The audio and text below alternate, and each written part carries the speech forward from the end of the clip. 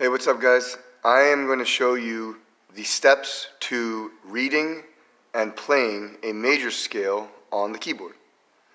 So it's pretty simple. There's really only two steps, and everybody should already have the worksheet that you see in front of you.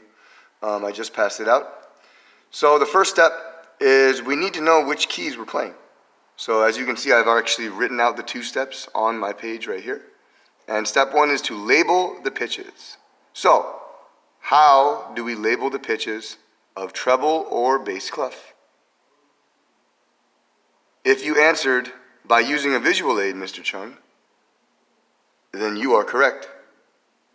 Now, what to do for those tricky ledger notes that are not on the staff? Well, remember always, the other side of your treble clef and bass clef visual aid always has the common ledger notes as well. Okay? So, go ahead, we're going to take a moment now and we're going to label each one of our notes, and you should end up with what you see in front of you. Please confirm that you have the correct pitches written above the treble clef notes. Okay, great. Well, that concludes step one. Now on to step two. So now that we know which note each of those notes is, now we're going to actually play the note by using the correct finger. So this is where we need to look at what we call a fingering chart. So as you can see, I'm pointing to the fingering chart for the right hand, and that is exactly what we are going to use to play the right hand. So let's start off. What is our first note? C. And which finger are we using to play our first note? If you answered finger number one, which is your thumb, then you are correct. So everybody go ahead, take your thumb, and I want you to find C on the piano, and take your thumb and place it on C. And it should sound like that.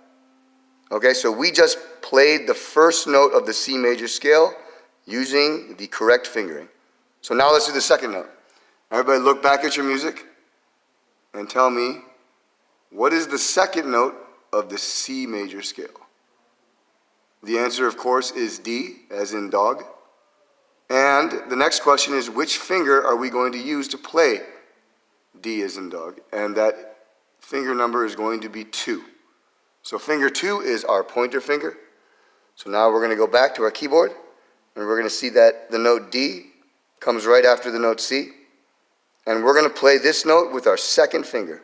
So everybody take finger 2, make sure it's on D just like that, and play. It should sound like that. Okay? So then now, rapid fire, let's go on to our next note. It is, the third note of the scale is E as in elephant. And if you look closely at the fingering chart, it says to use finger 3. So that's going to be my middle finger. I'm going to find an E on the piano, and I'm going to make sure that my middle finger, finger number 3, is playing it.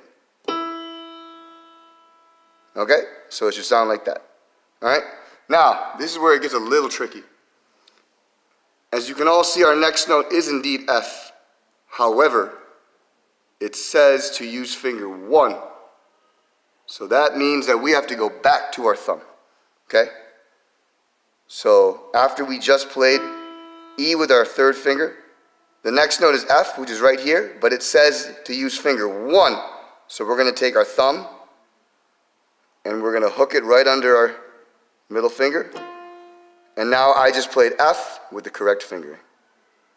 Okay, so then if you just go down the line, and I'm going to let you guys do this on your own, I want you to go through, and I want you to play the rest of the notes of the C major scale, making sure that you are using the correct finger for that note.